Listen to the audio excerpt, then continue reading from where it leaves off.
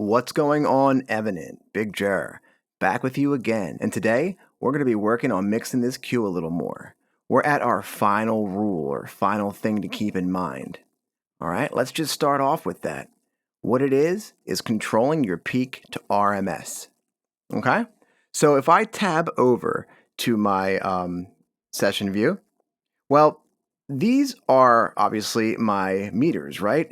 And I don't know if you guys ever noticed this, but you've got light green and then you've got faded green, okay, or a darker green. So you got like a neon. When I say light green, I mean like a neon, bright green, let's put it that way, and then a darker or faded green. And your neon or bright green is going to be your RMS, and your darker or your faded green is going to be your peak. So if we just solo our boom here, okay, we could see that, okay, this has got a very high RMS to peak ratio, okay, because the RMS is almost as high as the peak. But if we go over to something like our percussion, perhaps, and we grab our like hand drums here, or even just the hi-hat things happening here, the tops, right? So if we go over here now and look at these guys, well, do you see that there? This is your peak, and this is your RMS. All right, so here is something to think about. We've gain staged our sounds, and we've evened them out with OTT, but still, we're going to sit two sounds next to each other in a lot of cases, and they both might be hitting at the same, at the same dB here, but one's going to sound louder than the other. And that's because one will have a higher RMS than the other. So real quick, what is RMS and what is peak? So every sound has got two parts of the sound, right? They've got the loudest part of the sound, and that's going to be the peak. And then there's the average loudness in the sound, or the overall loudness of the sound. And that's the RMS, or the root mean square. So what if there was a way to control the RMS? So you could make each sound as loud as you want, and that would make the listener, you would be able to draw the listener's attention to exactly what you want. Well, there is a way, and I'm going to show you how to do it. Perfect. So why not just start right here with these tops, okay? And this will help prove my point. So I'm going to go ahead and just kind of solo that there, and we're going to listen in. Let me turn up a little bit. Awesome. So what I'm going to do is, I'm going to bring in a glue compressor. Now, I use compressors a lot in my mixing, but I don't actually compress a whole lot. That's a topic for another day.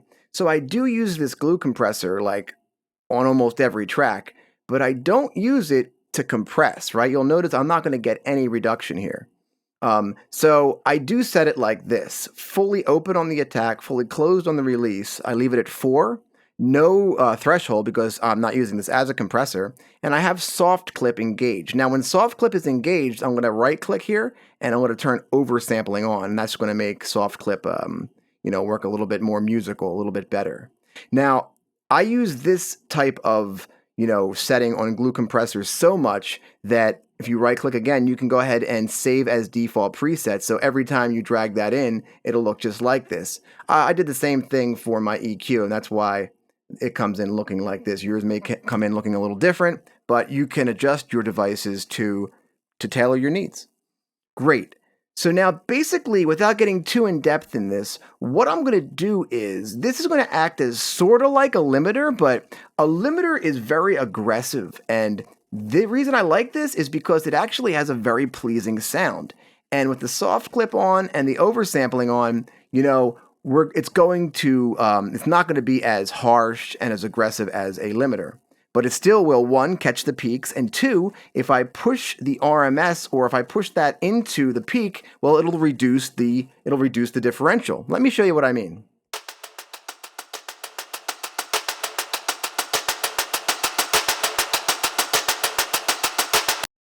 Now, hold on a second. I know I overdid that, but let's go ahead and check this out. So this is peaking at 14. Now this is peaking at 10. I'm just going to go ahead and make a quick point here.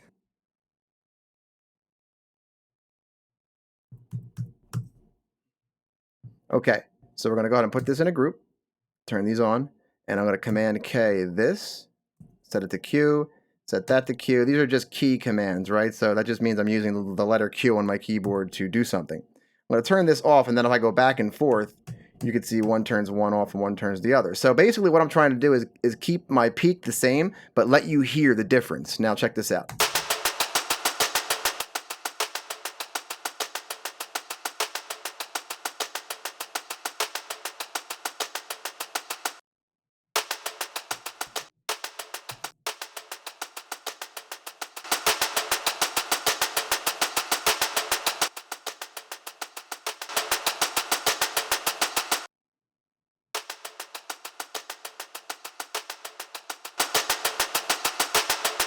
Are you seeing how they're the exact same peak volume? As far as Ableton's concerned, they're the same volume. But which one sounds louder to you?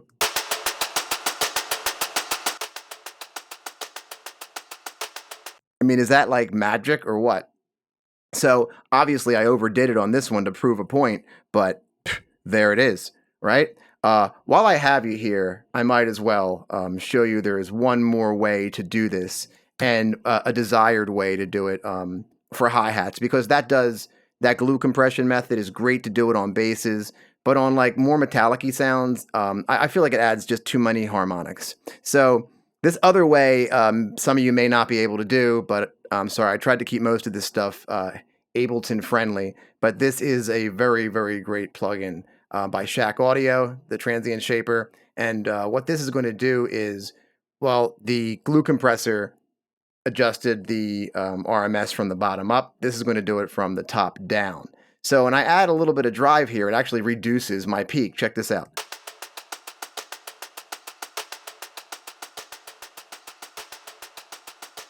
Right? So now I can go over here and make up the gain.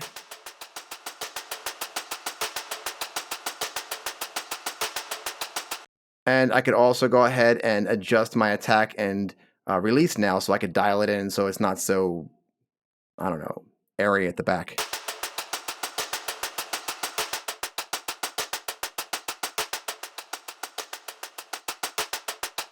I mean, that's like a little bit of magic, right? And then I could just go ahead and put a utility afterwards to just bring the volume up. And then a glue compressor to just catch the peaks. And this is how I know I'm done. I know I'm done when I have a glue compressor at the end and I'm seeing this light up just a little bit. Perfect. Now this is, to me, this track is done.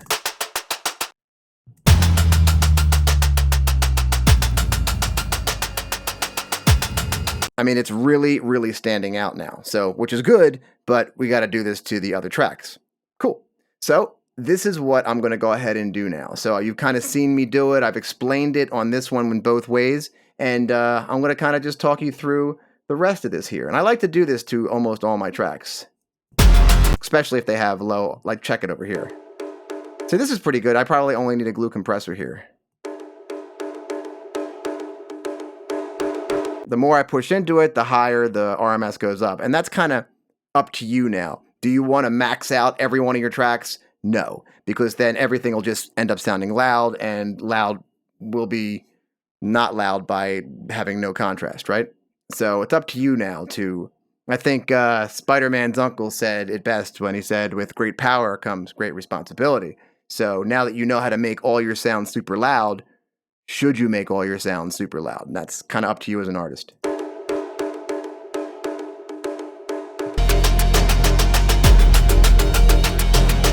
And a little glue compression on the hits here.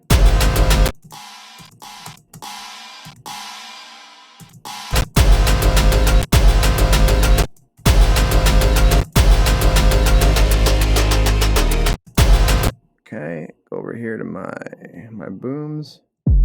Now I know these booms already have a very high, so all I want to do is catch the peak on this one. That's it. Sometimes I just put it on like this and don't even do anything. It's just there to kind of make sure it's right there on the peak.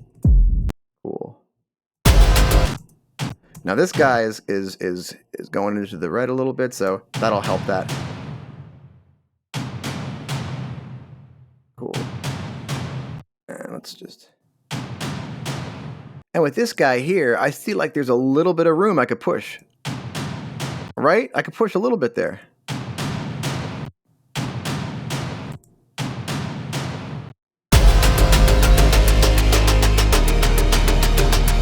Okay.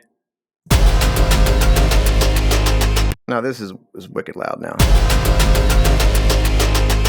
So I kind of want this to be down a little bit. What I'm going to do is, since these guys are so close, I'm going to go ahead and push, I guess, this one to 0. And then these guys will be very close to 0. Kind of bringing me up to the 0 mark here. And I could bring this down to where that was.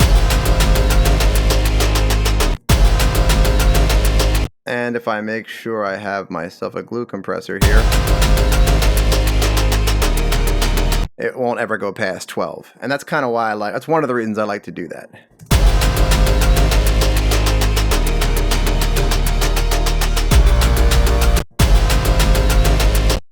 Probably turn that maybe down 1, 2.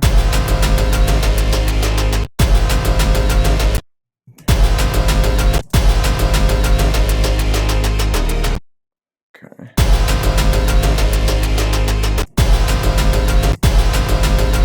Okay, this crash looks like it needs a little help there.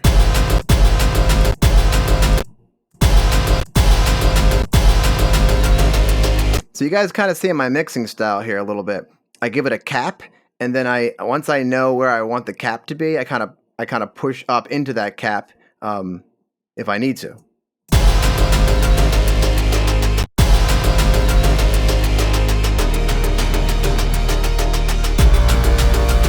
Cool, let's get this guy here.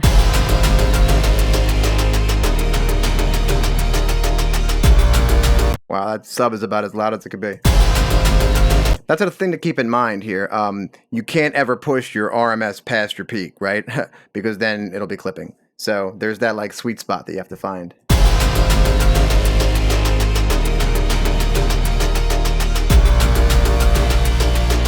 And let's go ahead and just turn these effects up a bit. And maybe go into my glue compressor. I want these to be a bit louder.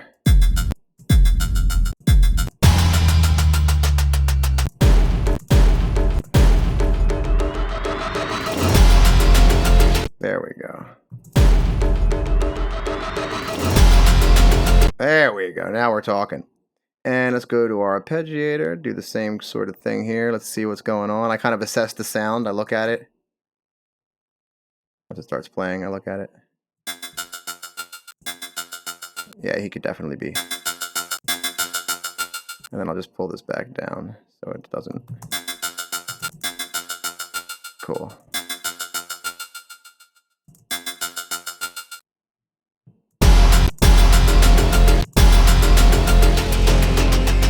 Cool, let's do the same thing for the pulsar, because this guy's getting kind of lost in the mix a bit.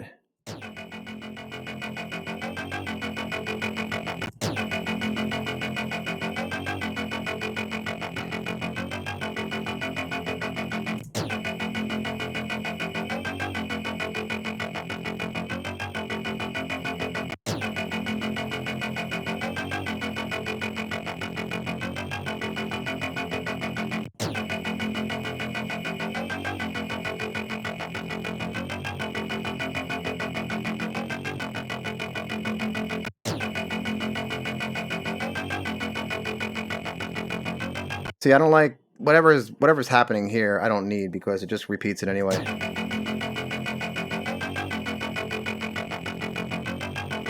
Interesting. Oh, it's because I'm on the wrong track. Sorry. Pulsar.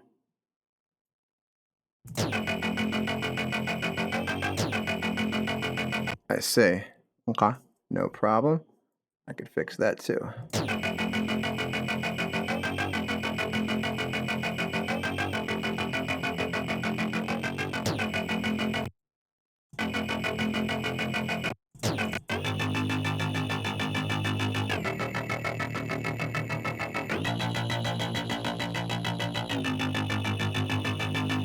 All right, that works for me now.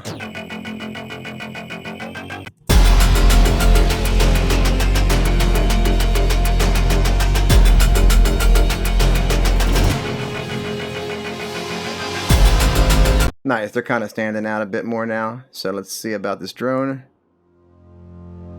Let's get him up to level.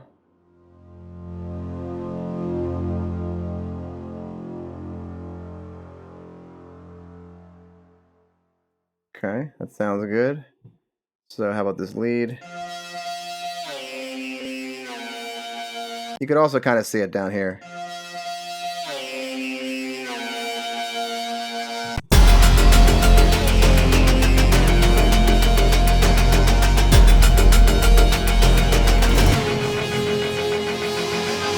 Very cool. Another way you could think about this is instead of adding volume, think about adding focus, because you're not actually adding volume, you are adding focus though.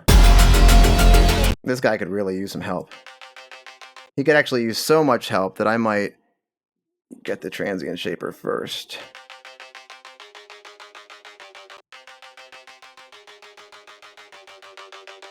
That's funny, that almost didn't even change the sound.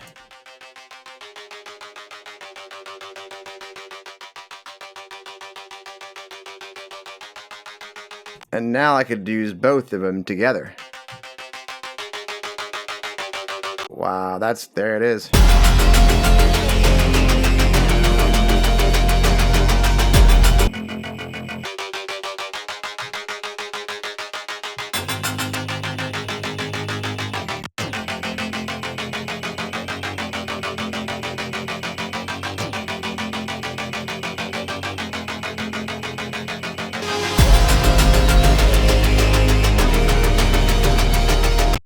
Okay, looking good. Let's get the orchestra's done.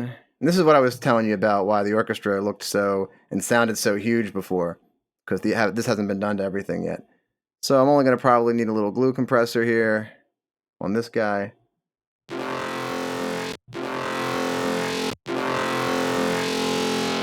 Definitely going to need a little one on Aquaman.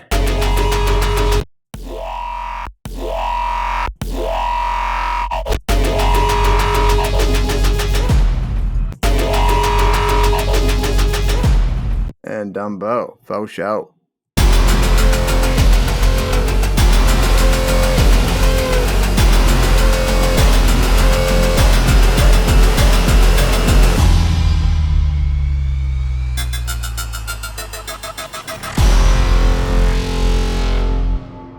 Okay, let's bring this guy down a bit.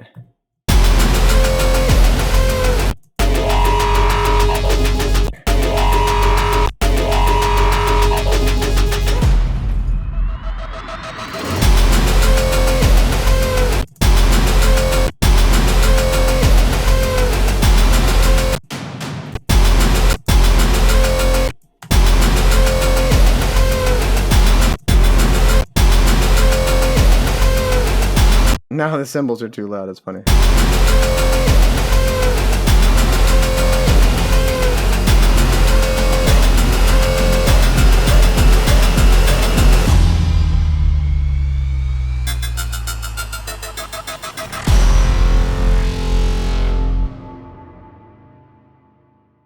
All right, we are sounding wicked loud.